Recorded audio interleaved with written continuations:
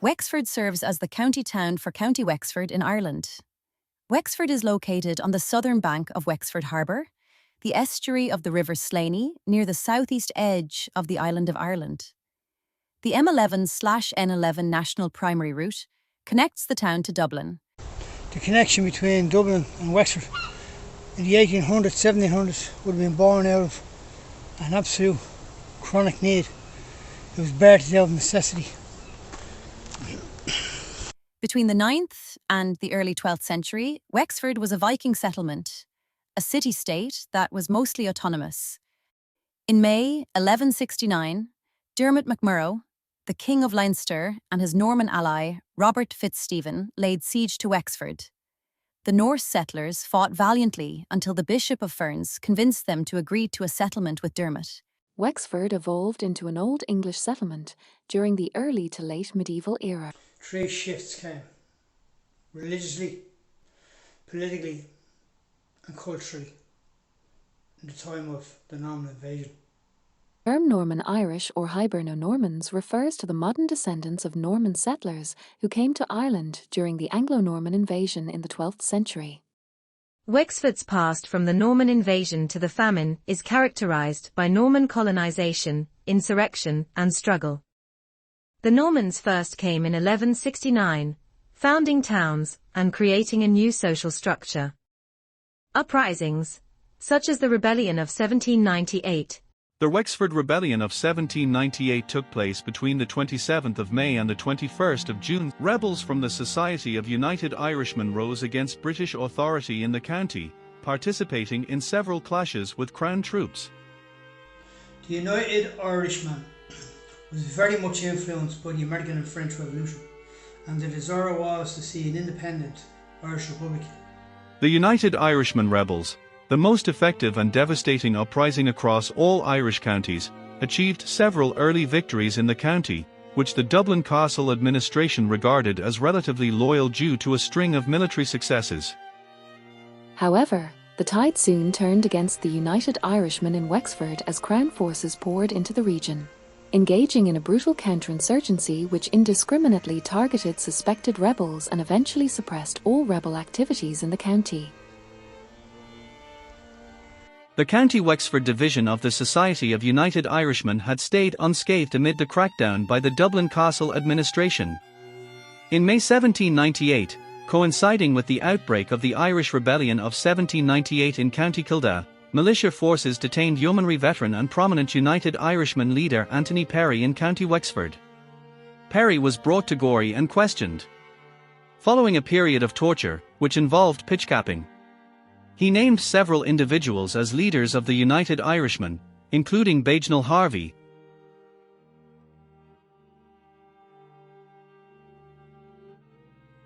On June 7th, Harvey stepped down appalled by his loss and the subsequent Scullabogue Barn massacre. The Scullabogue Barn massacre occurred on the 5th of June, 1798, when loyalist civilians were brutally killed in Scullabogue, County Wexford. A group of United Irishmen rebels executed a massacre of nearly 200 non-combatant men, women, and children, predominantly Protestant, with around 20 Catholics included, who were confined in a barn that was subsequently set on fire. The massacre occurred in response to accounts of atrocities carried out by British government troops during the Battle of New Ross. The deceased were inmates loyal to the British monarchy, and this is the sole occurrence in the uprising where the insurgents killed women and children. Harvey was later arrested, convicted, and hanged on Wexford Bridge on the 28th of June, 1798, with Colclough, Roche and Cornelius Grogan. His body was afterwards beheaded, the trunk thrown into the River Slaney and the head displayed on a spike on the courthouse. The executions were barbaric. There's no other way to explain it. Experienced intense combat and considerable fatalities in Wexford. The Great Famine of the 1840s caused extensive hardship, fatalities, and migration from the region.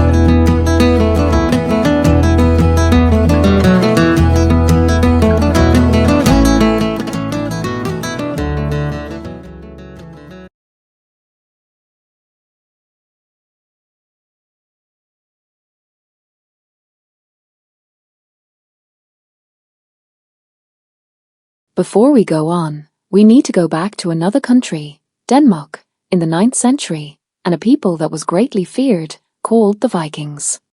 The Vikings did rule ferociously, particularly along the coast of Ireland. But however, that all ended in 1014 in Dublin. While Vikings established settlements in Ireland, including Waterford, their primary route of arrival was directly from Scandinavia, not via England. They used their longships to navigate to Ireland, establishing bases and trade routes that connected them with Scandinavia, the Byzantine Empire.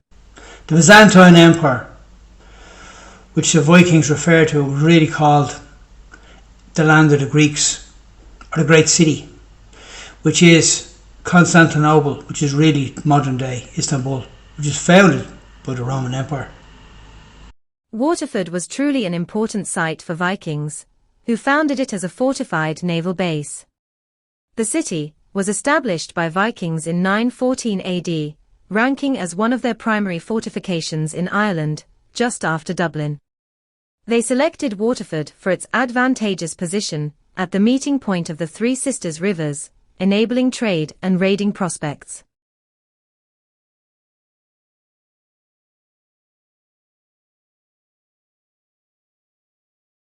The Viking Triangle is part of the cultural and heritage area in the city. It is so called because of the 1,000-year-old Viking walls which once surrounded it. The sites within the triangle include Reginald's Tower, which contains the Viking Museum, as well as the Medieval Museum and the Bishop's Palace Museum, collectively known as Waterford Museum of Treasures.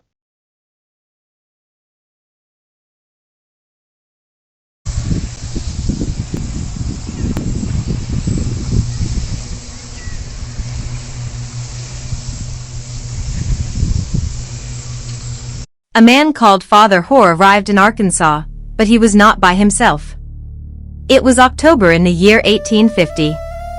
Hoare sought to flee Ireland's great hunger and relocate his parish to rural America, where he aimed to found a church and a robust Catholic community. He and 450 devoted parishioners embarked on a journey from Dublin that led them to Liverpool to board a seagoing ship that would take them to New Orleans, and from there, they proceeded to Arkansas, where he intended to establish a home. There's a great demonstration here of a number of characteristics in the human spirit, where we see great loyalty, and we also see a founding member of a particular church, and also the fact that he would cross Wexford to Dublin, from Dublin to Liverpool, from Liverpool across the Atlantic. In those particular days, it shows great loyalty, and it shows a man who would care and love. He named his church the Immaculate Conception, based on the central issue of the Catholic Church is that Jesus died, rose again, and that was his belief. He eventually came back to Ireland, but he did establish 3 churches in total. By 1854, this emerging agricultural community consisted of approximately 400 people and had 2 additional churches. Hoare was the sole priest in Allamakee County, Iowa, until the year 1855. He was recognized for caring for the Catholic community in adjacent counties, including some in Minnesota. He would frequently ride horseback to their settlements. After observing his colony well established, Father Hoare came back to Ireland in 1857, having left more than 6,000 Catholics in the Iowa County. It was profoundly clear that this man fulfilled his calling by being committed to serving God and his people, making Christ's presence real through and guiding others toward holiness and a deeper relationship with God. It's a vocation rooted in love for Christ and the desire to share the gospel. In the United States, there are an estimated 36 million people who self-identify as having Irish heritage. And in the end, Wexford, who is recognized as the sunniest part of Ireland, thrived over all its adversities. It is considered one of the top destinations to explore in the nation. With adventure, recreation, relaxation beside trails, beaches, mountains, and iconic landmarks and sites, with premier attractions and outstanding hotels, it has come a long way from 1850 and its people fleeing on a coffin ship for America. Patrick Kennedy left New Ross in Ireland in 1848 to escape the grinding poverty and make a life for himself. He probably left for the same reason so many millions of Irish left, to escape the grinding poverty and seek a better life in the New World. He never returned, however. In 1963 one of his great-grandsons did, for a visit, not as the son of an impoverished Irishman but as the 35th President of the United States of America, John Fitzgerald Kennedy. And so we see Wexford's story is one of fascinating history, vibrant culture, and stunning landscapes, making it a wonderful place to explore. So the story ends there, from Vikings and Norman invasions and Vinegar Hill and the battle there and all that went on and the famine and all that took place in America. For Wexford, the triumph in its great-grandson that came back as the 35th President of the United States of America, John Fitzgerald Kennedy.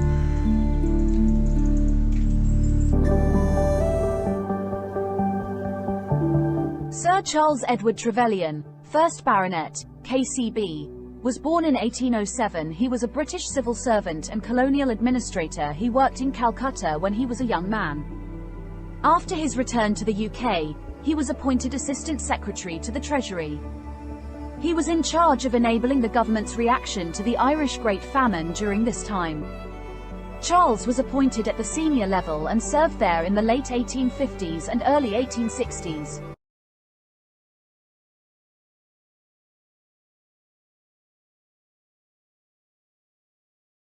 In 1828 in Edinburgh, there was a series of 16 murders committed for about 10 months that were undertaken by William Burke and William Hare.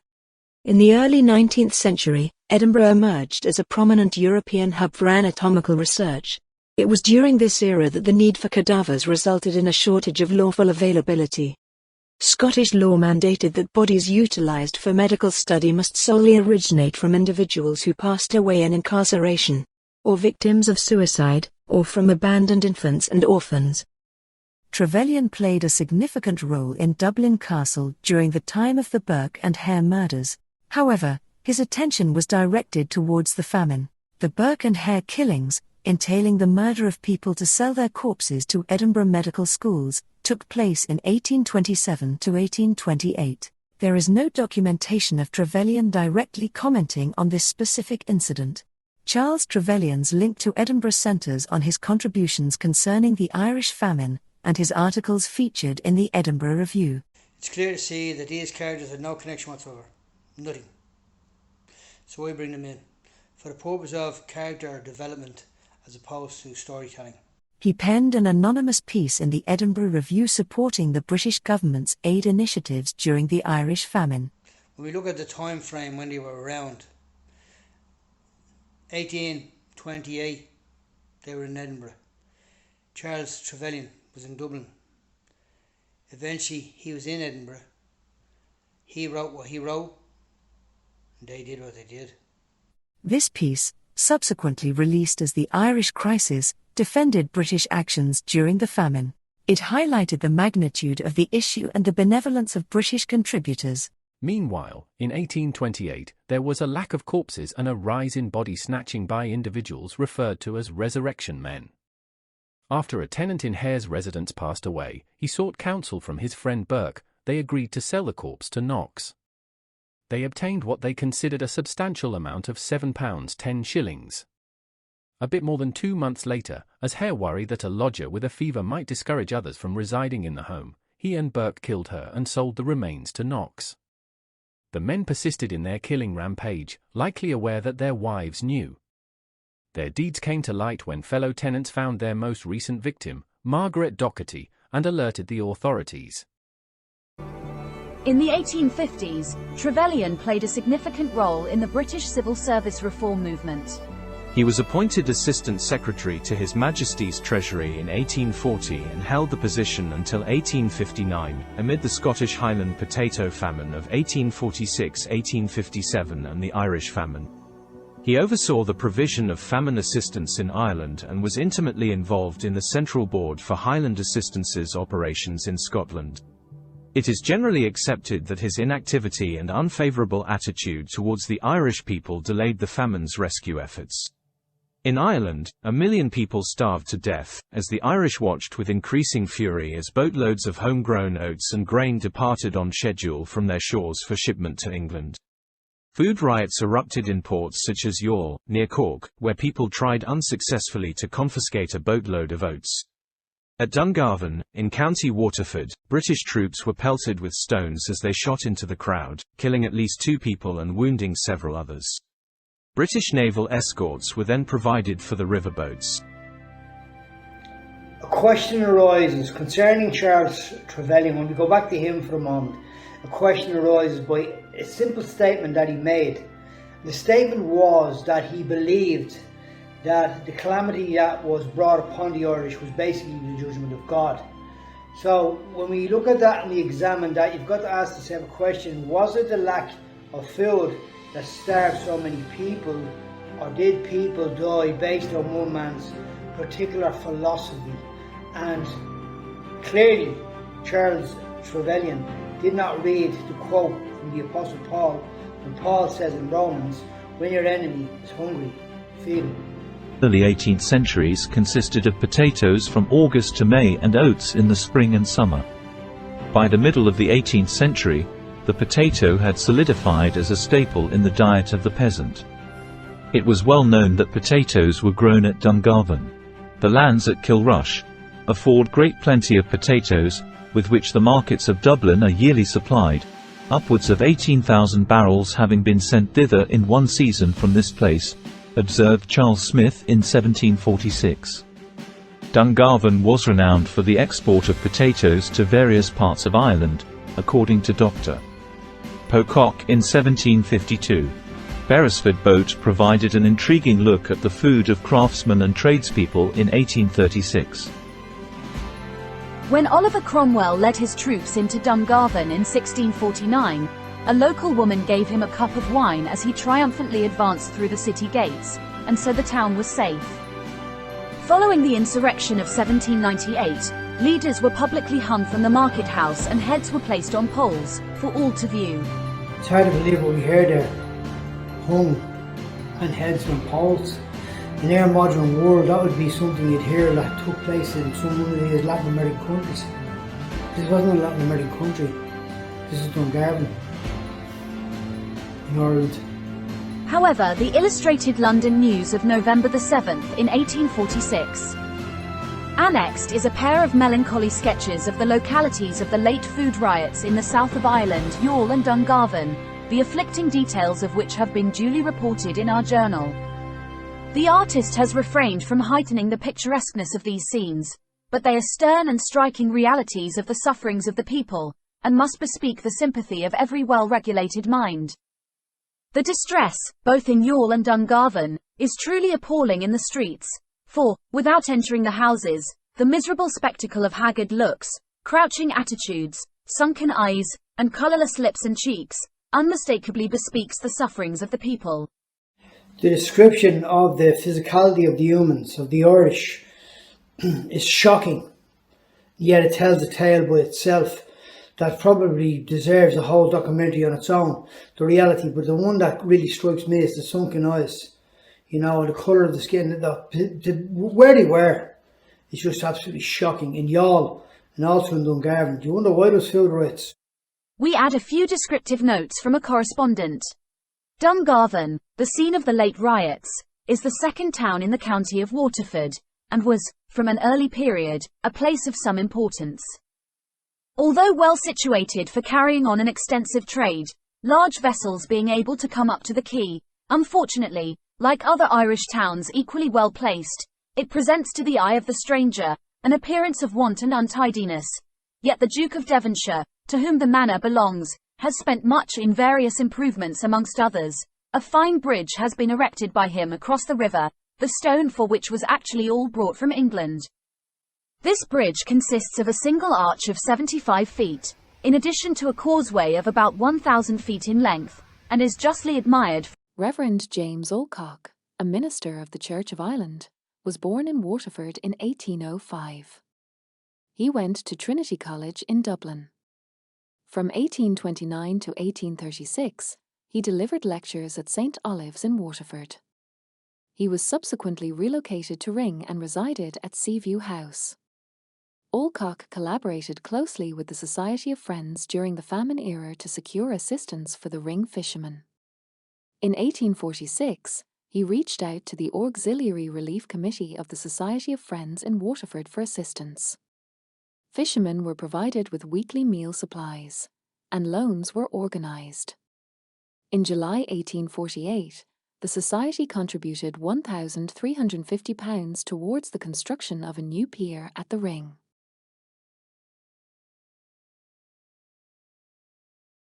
This man showed outstanding grace to all that came within hand's reach.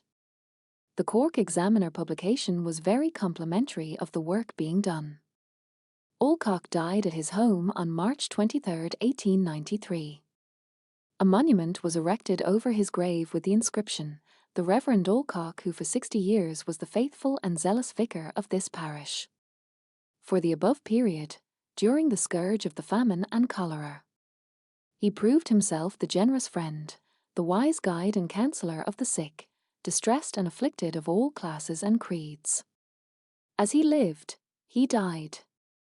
The humble Christian, respected and lamented by a large circle on March 23, 1893. Aged 88 years. The above inscription shows a life lived in the most harrowing of places, but he shone despite the circumstances as a true servant of God. Today Dungarvan in Ireland's ancient east that once was a Viking settlement, where you see medieval ruins, castles.